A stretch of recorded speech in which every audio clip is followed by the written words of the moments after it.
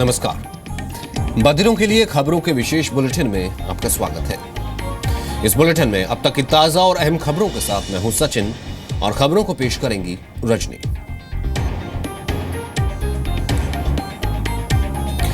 दिल्ली में चिकनगुनिया से 4 लोगों की मौत हो गई है। दिल्ली में चिकनगुनिया से कल रात एक महिला की मौत हो गई।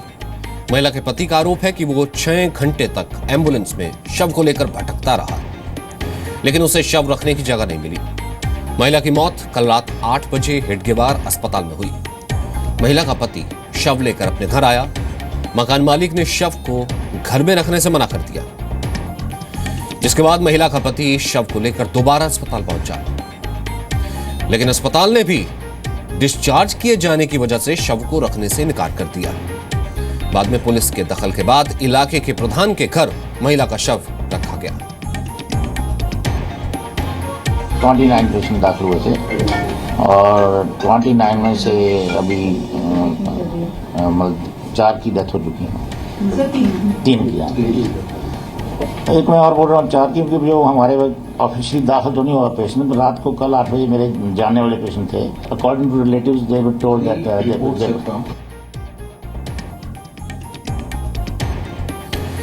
दिल्ली में एक और चिकनगुनिया, डेंगू, मलेरिया से लोग मर रहे हैं। वहीं दूसरी ओर दिल्ली सरकार के 6 में से 5 मंत्री इस वक्त दिल्ली से बाहर हैं। यहां तक कि हेल्थ मिनिस्टर भी दिल्ली में है ही नहीं।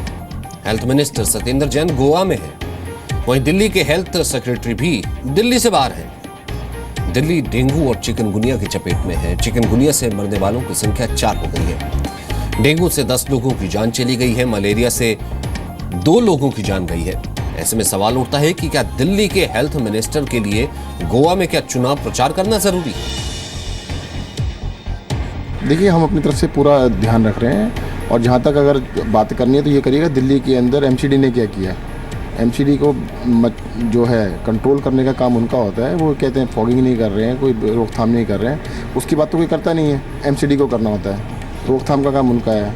उनको सफाई करनी चाहिए। दिल्ली के अंदर सफाई नहीं होती है, वो ध्यान रखने की जरूरत है।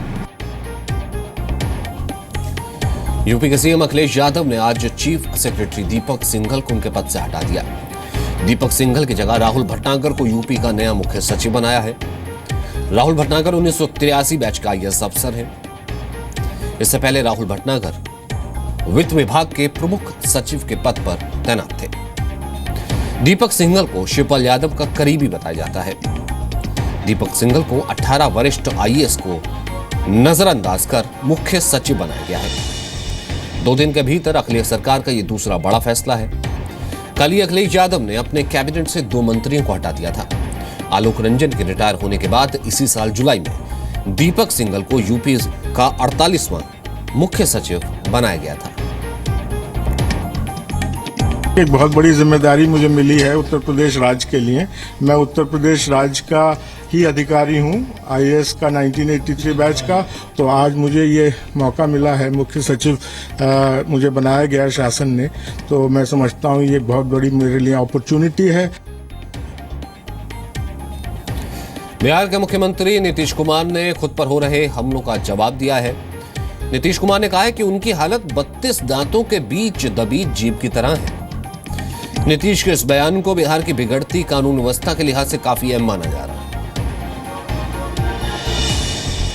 हम अकेले हैं, जीभ है ना, उसके चारों तरफ 32 दांत है ना, वही मेरी स्थिति है। जब कोई बड़ा काम करता है तो उसकी स्थिति जीभ वाली हो जाती है और चारों तरफ से ये जो 32 दांत है।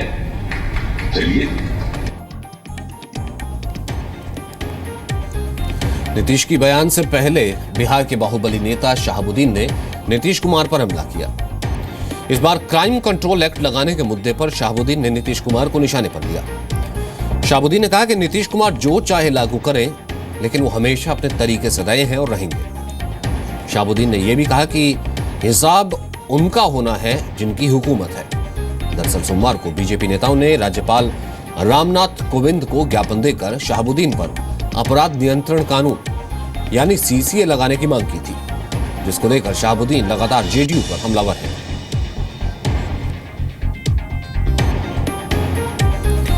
कावेरी नदी के विवाद पर आज पीएम ने लोगों से शांति की अपील की।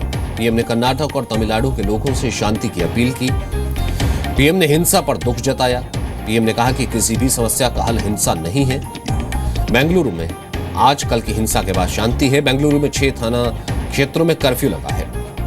बेंगलुरु पुलिस ने शहर में हालात संभालने के लिए 15,000 अतिरिक्त पुलिस वालों की तैनाती की है। सीएम सिद्धरमैया ने लोगों से शांति की अपील की है और तमिलनाडु के सीएम को चिट्ठी लिखकर कर्नाटक के लोगों को सुरक्षा मुहैया कराने की अपील की है। कर्नाटक के मांड्या में आज लोगों ने तमिल अखबारों को आग के हवाले कर दिया। पूरे बेंगलुरु में धारा 144 है।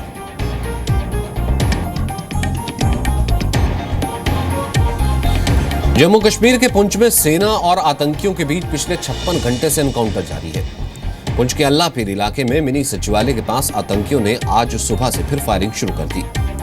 सेना के जवान मोर्चा संभाले हुए हैं। मुठभेड़ में अब तक 4 आतंकियों को सेना ढेर कर चुकी है।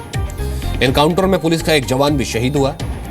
जम्मू कश्मीर में पिछले 2 दिनों में घुसपैठ की कोशिश में 8 आतंकी मारे जा चुके हैं। इससे पहले अगस्त महीने में भी आतंकियों की सुरक्षा बलों से 5 बार मुठभेड़ हो चुकी है।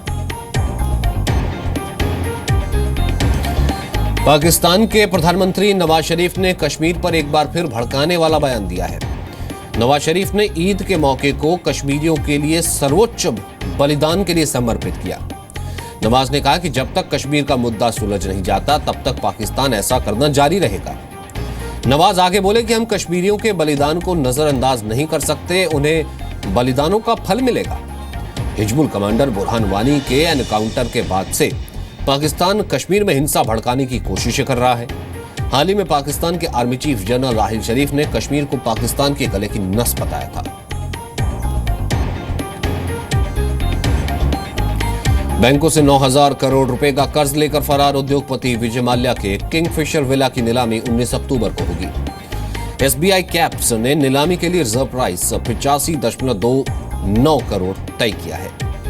विजय माल्या का यह किंगफिशर विला गोवा के मशहूर केंडोलिम इलाके में है। इसी साल मई के महीने में बैंकों ने किंगफिशर विला को अपने कब्जे में लिया था। बैंकों ने इस विला की कीमत करीब 90 करोड़ रुपए आंकी थी। विजय माल्या ने बैंकों से कर्ज लेने के लिए इस विला को गिरवी रखा था। माल्या का यह विला गोवा में उनकी पार्टियों के लिए मशहूर था। हरियाणा में एक बार फिर जाट आंदोलन की आहट सुनाई दे रही है। आरक्षण को लेकर जाट समुदाय के लोगों ने आज हिसार के मैयड़ गांव में रैली का आयोजन किया। ये रैली मैयड़ में 3 सितंबर 2010 को आरक्षण आंदोलन के दौरान पुलिस की गोली का शिकार हुए सुशील की श्रद्धांजलि सभा के मौके पर आयोजित की गई है।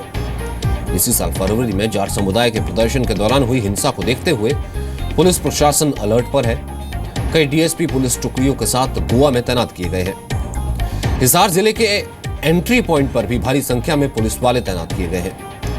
महिला पुलिस की टुकड़ी मौके पर मौजूद है। रेलवे पुलिस भी अलर्ट पर है। मध्य प्रदेश के ग्वालियर में कल रात दर्दनाक हादसा हुआ। ग्वालियर के नजदीक सिथौली रेलवे स्टेशन पर पैसेंजर ट्रेन से उतरे यात्री पटरी पर बैठे थे। उसी दौरान तेजी से आ रही गोवा एक्सप्रेस की चपेट में आने से 3 लोगों की मौत हो गई। एक्सप्रेस गाड़ियों को निकालने के लिए पैसेंजर को लूप लाइन में खड़ा किया गया था। पैसेंजर के कुछ यात्री ट्रेन से उतरकर पटरी पर बैठ गए थे। इस दौरान उसी पटरी पर ग्वालियर से भोपाल की तरफ आ रही गोवा एक्सप्रेस आ गई, जिसके बाद पटरी पर बैठे पैसेंजर्स भागे, लेकिन इसी दौरान सभी गोवा एक्सप्रेस की चपेट में आ गए और यह हादसा हो गया। आज देश भर में ईद उल जुहा का त्योहार मनाया जा रहा है। आज के दिन बकरे की कुर्बानी देने की परंपरा है। हज की समाप्ति पर मुस्लिम ये त्योहार मनाते हैं। पूरे देश में ईद की रौनक देखी जा रही है। दिल्ली की जामा मस्जिद समेत देश की सभी बड़ी मस्जिदों में खास नमाज अता की गई। ईद के मौके पर यूपी की राजधानी लखनऊ में भाईचारे और शांति के संदेश की एक तस्वीर देखने को मिली। लखनऊ के इमामबाड़ा में शिया और सुन्नी मुस्लिमों ने एक साथ नमाज अता की, एक दूसरे की सलामती की दुआ अदा की। जयपुर में भाईचारे की अनोखी मिसाल देखने को मिली। एक अस्पताल में हिंदू और मुस्लिम पुरुषों ने एक दूसरे की पत्नियों को किडनी दान की। हसनपुरा में रहने वाली 36 साल की अनीता और अजमेरी गेट के पास रहने वाली 42 साल की तस्लीम की किडनी खराब थी। दोनों का निजी अस्पताल में डायलिसिस चल रहा था। डॉक्टर ने किडनी ट्रांसप्लांट की सलाह दी, लेकिन ब्लड ग्रुप का डोनर नहीं मिल रहा था। अनीता के पति का ब्लड ग्रुप तस्लीमा और तस्लीमा के पति का ब्लड ग्रुप अनीता से मिल गया। इसके बाद दोनों पतियों ने एक दूसरे की पत्नियों को किडनी देने का फैसला किया। इंडोनेशिया के पापुआ एयरपोर्ट पर लैंडिंग के वक्त एक कार्गो प्लेन रनवे से फिसल गया। प्लेन से फिसलने की वजह से प्लेन का पिछला हिस्सा जमीन पर घिसटने लगा, जिसकी वजह से प्लेन से धुआं निकलने लगा। गनीमत यह रही कि इस दौरान प्लेन में आग नहीं लगी और पायलट की भी जान बच गई। जिस एयरपोर्ट पर यह हादसा हुआ उसके चारों तरफ पहाड़ है। बताया जा रहा है कि मौसम के खराब होने के कारण यह हादसा हुआ है। बदिरों के लिए समाचार के इस बुलेटिन में आज के लिए बस इतना ही। कल दोपहर 3:30 बजे हम फिर हाजिर होंगे दिन भर की बड़ी और नई खबरों के साथ।